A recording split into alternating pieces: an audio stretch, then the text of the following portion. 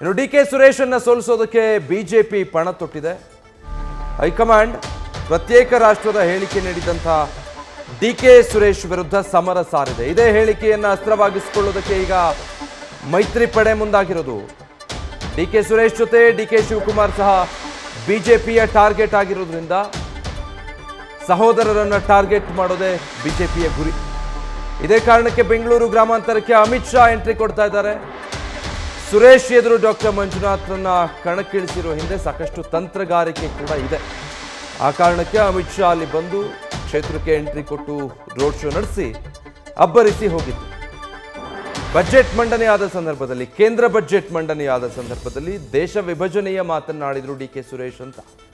ದಕ್ಷಿಣ ಭಾರತಕ್ಕೆ ಈ ರೀತಿ ಅನ್ಯಾಯ ಆಗ್ತಾ ಇದ್ರೆ ವಿಭಜನೆಯ ಯೋಚನೆ ಮಾಡಬೇಕಾಗುತ್ತೆ ಅನ್ನೋ ಹೇಳಿಕೆಯನ್ನ ಡಿ.ಕೆ. ಸುರೇಶ್ ಆ ಸಂದರ್ಭದಲ್ಲಿ ಕೊಟ್ಟಿದ್ರು. ಅದು ರಾಷ್ಟ್ರವ್ಯಾಪಿ ತೀವ್ರ ಚರ್ಚೆಗೂ ಕೂಡ ಕಾರಣ ಆಗಿತ್ತು.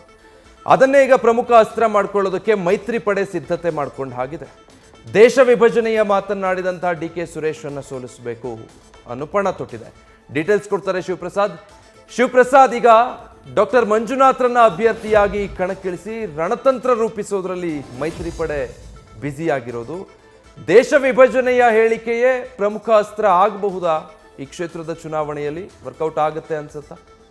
ಖಂಡಿತವಾಗಿ ವಿಜಯ್, ಬೆಂಗಳೂರು ಗ್ರಾಮಾಂತರ ಲೋಕಸಭಾ ಕ್ಷೇತ್ರಕ್ಕೆ ಸಂಬಂಧಪಟ್ಟಂತೆ ಈಗಾಗಲೇ ಅಮಿತ್ ಶಾ ರೋಡ್ ಶೋ ಅನ್ನು ಕೂಡ ನಡೆಸಿದ್ದಾರೆ. ಪ್ರಮುಖವಾಗಿ ಯಾವುದೇ ಕಾರಣಕ್ಕೂ ಕೂಡ ರಾಜ್ಯದ ಮಟ್ಟಿಗೆ ಡಿ.ಕೆ. ಬ್ರದರ್ಸ್ ಅವರ ನಾಗಾಲೋಟ ಮುಂದುವರಿಬಾರ್ದು ಎಂಬತಕ್ಕಂಥ ಸ್ಟ್ರಾಟಜಿಯನ್ನು ಈಗ ಬಿಜೆಪಿ ಹೈಕಮಾಂಡ್ ನಾಯಕರು ರೂಪಿಸ್ತಾ ಇದ್ದಾರೆ. ಇನ್ನು ಪ್ರಮುಖವಾಗಿ ಈಗಾಗಲೇ ರಾಜ್ಯದಲ್ಲಿ ಕಾಂಗ್ರೆಸ್ಗೆ ಎನರ್ಜಿ ಬೂಸ್ಟರ್ ಆಗಿರ್ತಕ್ಕಂಥ ಡಿ.ಕೆ. ಶಿವಕುಮಾರ್ ಅವರು ಮತ್ತು ಅವರ ಸಹೋದರ ಪ್ರಬಲರಾದರೆ ರಾಜ್ಯದಲ್ಲಿ ಬಿಜೆಪಿ ಪಾಳೆಯಕ್ಕೆ ಆತಂಕ ಉಂಟಾಗುತ್ತೆ, ಅಂದರೆ ಹಿನ್ನಡೆ ಉಂಟಾಗುತ್ತೆ ಅಂತಕ್ಕಂಥ ಆತಂಕ ಕೂಡ ಈಗ ದೆಹಲಿಯ ಹೈಕಮಾಂಡ್ ನಾಯಕರಿಗಿದೆ. ಇದರ ಜೊತೆಗೆ ಏನಾದರೂ ಮುಂದುವರೆದು ಲೋಕಸಭೆ ಚುನಾವಣೆ ನಂತರ ಏನಾದರೂ ಕರ್ನಾಟಕವನ್ನು ಬಿಜೆಪಿ ನಾಯಕರು ಟಾರ್ಗೆಟ್ ಮಾಡಿದ್ರೆ ರಾಜ್ಯದಲ್ಲಿ ಬಿಜೆಪಿ ಸರ್ಕಾರ ಅಸ್ತಿತ್ವಗೊಳಿಸಬೇಕು ಎಂಬತಕ್ಕಂಥ ಲೆಕ್ಕಾಚಾರದಲ್ಲಿ ಇದ್ರೂ ಸಹಿತವಾಗಿ ಡಿ.ಕೆ. ಬ್ರದರ್ಸ್ ಅವರ ಈ ವೇಗಕ್ಕೆ, ಅಂದರೆ ಕಮಲ ನಾಯಕರ ಈ ವೇಗಕ್ಕೆ ಕಡಿವಾಣ ಹಾಕಲಿದ್ದಾರೆ ಎಂಬತಕ್ಕಂಥ ಆತಂಕ ಕೂಡ ಕಾಡ್ತಾ ಇದೆ. ಇನ್ನು ಸಹಜವಾಗಿ ಮುಂದಿನ ಸಿಎಂ ವಿಚಾರ ಕುರಿತಂತೆಯೂ ಕೂಡ ಡಿ.ಕೆ. ಶಿವಕುಮಾರ್ ಅವರ ಹೆಸರು ಕೂಡ ಸಾಕಷ್ಟು ಕೇಳಿ ಬರ್ತಾ ಇದೆ. ಹಾಗಾಗಿ ಒಂದ್ ಕಡೆ ಡಿ.ಕೆ. ಶಿವಕುಮಾರ್ ಅವರು ಒಕ್ಕಲಿಗ ಸಮುದಾಯದ ಮತಗಳನ್ನು ಸೆಳೀತಕ್ಕಂಥದ್ದು, ಜೊತೆಗೆ ಅವರ ಸಹೋದರ ಕೂಡ ಸಾಥ್ ನೀಡೋದ್ರಿಂದ ಪ್ರಬಲ ಸಮುದಾಯದ ಮತಗಳು ಕಾಂಗ್ರೆಸ್ ಪಕ್ಷದ ಪರ ವಾಲಿದ್ದೇ ಆದಲ್ಲಿ ಸಹಜವಾಗಿ ಬಿಜೆಪಿಗೆ, ಅದರಲ್ಲೂ ಜೆಡಿಎಸ್ಗೆ ಹಿನ್ನಡೆ ಉಂಟಾಗಲಿದೆ.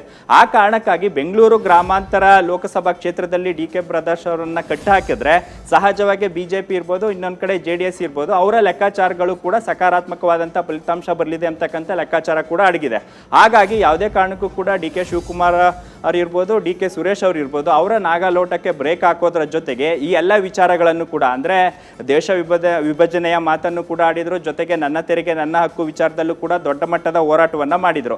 ಹಾಗಾಗಿ ಈ ವಿಚಾರಗಳನ್ನು ಇಟ್ಕೊಂಡು ಅವ್ರನ್ನ ಎಣಿಬೇಕು ಅಂತಕ್ಕಂಥ ಉದ್ದೇಶ ಇದ್ರೂ ಸಹಿತವಾಗಿ ಅದು ಕೇವಲ ಚುನಾವಣಾ ದೃಷ್ಟಿಯಿಂದ ಅಲ್ಲದೇ ಇದ್ರು ಮುಂಬರಲಿರುವ ಸಾರ್ವತ್ರಿಕ ಚುನಾವಣೆ, ಅಂದರೆ ಸಾರ್ವತ್ರಿಕ ಚುನಾವಣೆಯ ಲೋಕಸಭೆ ಚುನಾವಣೆಯಲ್ಲಿ ಯಾವ ರೀತಿ ಸ್ಟ್ರಾಟಜಿಯನ್ನು ರೂಪಿಸಬೇಕು ಅಂತಕ್ಕಂಥ ವಿಚಾರ ಕುರಿತಂತೆ ಬಿಜೆಪಿ ನಾಯಕರು ಅಲರ್ಟ್ ಆಗಿದ್ರು. ಪ್ರಮುಖವಾಗಿ ರಾಜ್ಯದಲ್ಲಿ ಯಾವುದೇ ಕಾರಣಕ್ಕೂ ಕೂಡ ಕಾಂಗ್ರೆಸ್ನ ನಾಯಕರು ಮತ್ತು ಕಾಂಗ್ರೆಸ್ ಪಕ್ಷದ ಉನ್ನತಿ ಏನಿದೆ, ಅಂದರೆ ಏಳಿಗೆಗೆ ಕಡಿವಾಣ ಹಾಕಬೇಕು ಎಂಬತಕ್ಕಂಥ ಸ್ಟ್ರಾಟಜಿಯನ್ನು ಈ ಬೆಂಗಳೂರು ಗ್ರಾಮಾಂತರ ಲೋಕಸಭಾ ಕ್ಷೇತ್ರದಿಂದ ಚಾಲನೆ ಮಾಡಿದ್ದಾರೆ. ಅಂದರೆ ಡಿ.ಕೆ. ಶಿವಕುಮಾರ್ ಅವರನ್ನು ಕಟ್ಟಾಕೋ ಉದ್ದೇಶದ ಜೊತೆಗೆ ಯಾವುದೇ ಕಾರಣಕ್ಕೂ ಕೂಡ ಸುರೇಶ್ ಅವರು ಕೂಡ ಗೆಲ್ಲಬಾರ್ದು ಎಂಬತಕ್ಕಂಥ ಸ್ಟ್ರಾಟಜಿಯನ್ನು ಈಗ ಕಮಲ ನಾಯಕರು ರೂಪಿಸ್ತಾ ಇರ್ತಕ್ಕಂಥದ್ದು. Vijay, thank you Shivaprasad. News First, ನಿರ್ಭೀತಿಯಿಂದ ನಿಮ್ಮ ಪರವಾಗಿ.